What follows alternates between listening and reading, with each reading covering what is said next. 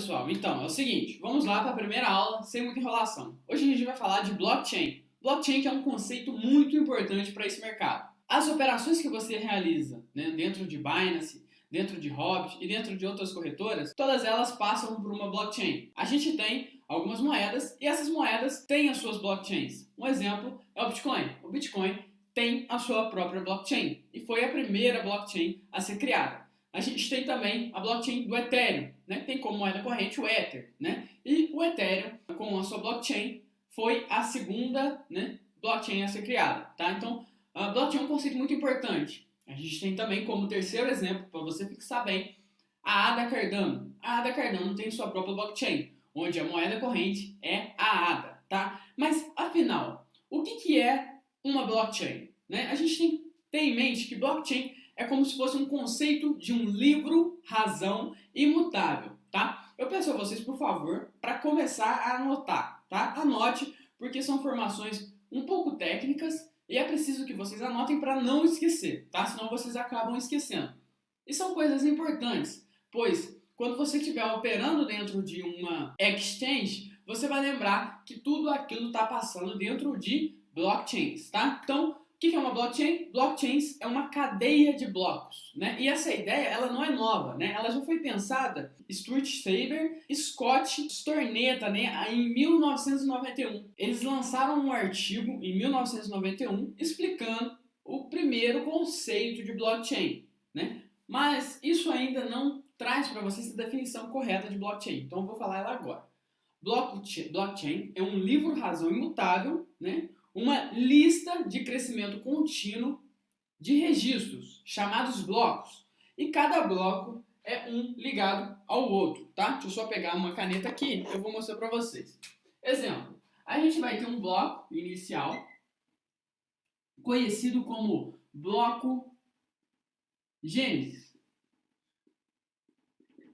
E esse é o primeiro bloco da blockchain, é o bloco inicial. Então vamos chamar ele de, por exemplo, bloco 1. Esse é o bloco 1. O bloco inicial, ele carrega algumas informações. A primeira informação, e é preciso que vocês tenham em mente, é a informação que carrega os dados. Porque o bloco, ele vai ser usado para uma coisa muito importante, que é o carregamento de dados, de transações, tá? Então, a primeira informação que a gente tem no bloco são os dados, né? Ele carrega alguns dados, dados esses de transações. A gente vai destrinchar mais nas próximas aulas, tá? A gente tem também uma coisa chamada hash. Hash é um código de criptografia, que eu também vou especificar para vocês nos próximos minutos. Eu vou exemplificar como funciona um código hash, tá? Esse código hash, no bloco inicial, ele é o 00000. Por quê? Porque o primeiro hash, ele depende do bloco anterior, tá? Então, vou mostrar para vocês já. E a gente tem também o hash do próprio bloco, do bloco 1. E aí, turma, esse é o primeiro bloco, conhecido como bloco Gênesis. Esse é o início de uma blockchain. Suponhamos que a gente criou uma blockchain de uma moeda conhecida como Power, né? Vamos supor que a gente criou uma moeda chamada Power e a gente criou também uma blockchain para ela, tá? Então, esse vai ser o primeiro bloco, o bloco Gênesis. Depois, turma, a gente vai ter o segundo bloco, né? Que vai ser o bloco 2. Esse bloco 2, ele vai vir com informações super interessantes. A primeira informação são os dados. Todos os blocos carregam dados sobre algumas transações, tá? As transações que estão ocorrendo na blockchain, né? Quando você faz uma compra ou quando você faz uma venda, lembra aquelas confirmações que pedem? Então, aquela sua transação está dentro de um bloco, ela vai ser validada, né? Já eu vou explicar isso mais detalhadamente, tá? Então, aqui nesse bloco 2, a gente vai ter os dados, a gente vai ter o hash. E aqui perceba, esse primeiro hash é o hash do bloco anterior, tá? Então, do bloco anterior. Por isso que aqui tá 000, porque como ele é o bloco inicial, não tem bloco antes dele, então ele é o bloco de hash 000, primeiro bloco.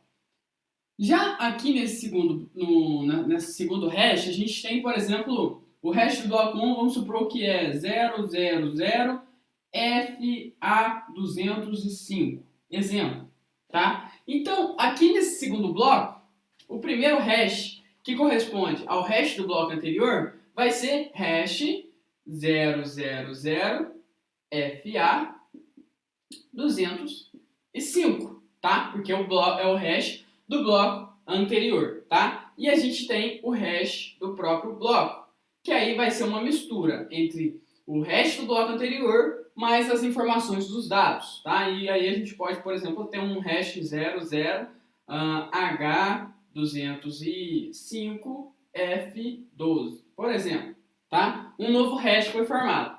E assim a gente vai fazendo por diante, até o bloco 3, bloco 4, bloco 5, infinitamente. Lembrando, cada bloco, por exemplo, cada bloco depende do bloco anterior, depende do hash anterior. Então, exemplo, o bloco 2, ele depende exclusivamente do bloco 1. Por quê? Porque ele utiliza, né, no seu primeiro código de hash, a informação do bloco 1, tá? Essa informação aqui. Turma, agora vamos entender um pouquinho sobre o que é hash, né? Já que a gente falou, o que é hash, afinal? Hash nada mais é do que uma impressão digital de cada bloco, tá? Mais pra frente a gente vai entender como ele é formado, tá? Passo a passo como ele é formado, mas ele é basicamente uma impressão digital de cada bloco, tá? Então a gente tem um bloco A, e esse bloco A ele tem um hash.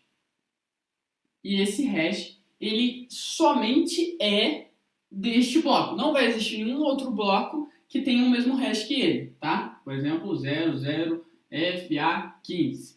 E aí você estava pensando, mas por que esse FA, né? Por que não coloca somente o número? Vou te explicar, irmão. A gente tem duas formas de escrever esses códigos hash, que é, primeiramente, da forma decimal. A forma decimal, ela vai de 1 até 9, tá? Forma decimal, de 1 a 9. E a gente tem também a forma hexadecimal. Essa forma hexadecimal, ela vai de 1 até 15, tá? 15. E ela utiliza letras. Ela utiliza letras depois do 9, né? Depois do 9, para exemplificar os outros números. Então, essa letra nada mais é do que um número. Calma, ficou confuso? Vou te explicar melhor. Olha só, decimal de 1 a 9, hexadecimal de 1 a 15. Só que a partir do 9, né, depois do 9, a gente vem o 10. O 10 corresponde à letra A. O 11 corresponde à letra A, perdão. Deixa eu só escrever aqui de novo. Olha só, o 10 corresponde à letra A, o 11 letra B, o 12 corresponde à letra C, o 13 corresponde à letra D, o 14 corresponde à letra E e o 15 corresponde à letra F, tá? Então lembra aqui, ó, que o hash desse bloco, né, vamos supor que é um bloco X, o hash desse bloco era hash igual, né, ou hash 00F. Ah, opa! Então, se é F, é 15. 15. Se é A, é 10. 10, 15 de novo. Então, um hash em maneira numérica seria basicamente 0, 0, 15, 10, 15, tá? Só que eles preferem escrever de forma hexadecimal, tá? Então, mas agora você já sabe como funciona essa questão do hexadecimal e do decimal, tá? A gente está entrando em alguns detalhes bem específicos, porque eu quero que quando você veja isso, quando você vê isso em alguma transação, você saiba o que está acontecendo, tá? Para que você não fale, isso aí é coisa de nerd. Não, para que você entenda e não fique perdido, tá? Então, quando você vê alguma transação escrito hash, lembre-se que o código hash utiliza tanto o formato decimal quanto o formato hexadecimal. Turma, outro conceito que é importante vocês terem em mente é que cada bloco, por exemplo, bloco 3, ele depende do bloco 2. Então, cada bloco é dependente do bloco anterior, assim como o bloco 2 depende do bloco 1.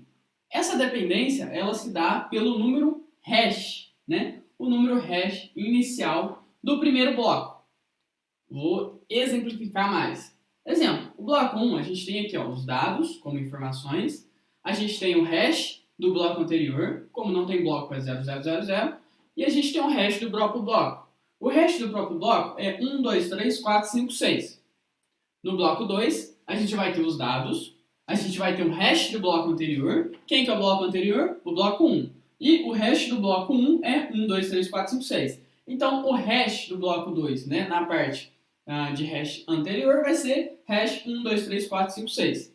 Então, percebe que existe uma dependência. E essa dependência utiliza o código hash. Então, essa é a ideia de dependência criptográfica que eu falei no começo com vocês, tá? Então, existe essa dependência de criptografia. Após a gente colocar o hash do bloco anterior, vai ser gerado o hash do próprio bloco, do bloco 2. Esse hash do próprio bloco, ele vai juntar a informação do hash do bloco anterior mais os dados. Os dados também vão ser transformados em código hash, e esses dois códigos hash juntos vai formar o hash do próprio bloco. No bloco 3, a gente vai ter os dados, o hash do bloco anterior. Qual que é o hash do bloco anterior? Ora, 12FA15. Então, no bloco 3, o primeiro hash vai ser 12FA15. E a gente vai ter também o hash do próprio bloco. O hash do próprio bloco vai ser a junção do hash anterior, do bloco anterior, mais os dados transformados em hash, tá? Então, a gente vai ter a geração de um novo hash, que vai ser o hash 12.4FA18, tá? Então, o mais importante é você guardar que o sistema de blockchain ele é tão seguro, mas tão seguro, que quase é impossível de ser hackeado, tá? É quase impossível de hackear, justamente por causa dessa dependência criptográfica de cada bloco, do bloco 3 ao bloco 2 ao bloco 1 e assim sucessivamente, tá? O bloco 5000 vai depender ainda do bloco 1. Se, por exemplo, eu mudar o hash do bloco 1, vamos supor que eu sou um hacker, tento mudar o hash do bloco 1 e ao invés de 6, eu coloco aqui 8. Automaticamente, todo o sistema ele vai renegar o bloco 1. E ele renegando o bloco 1, ele para de funcionar automaticamente, tá? Então, por isso que é muito seguro o sistema de blockchain.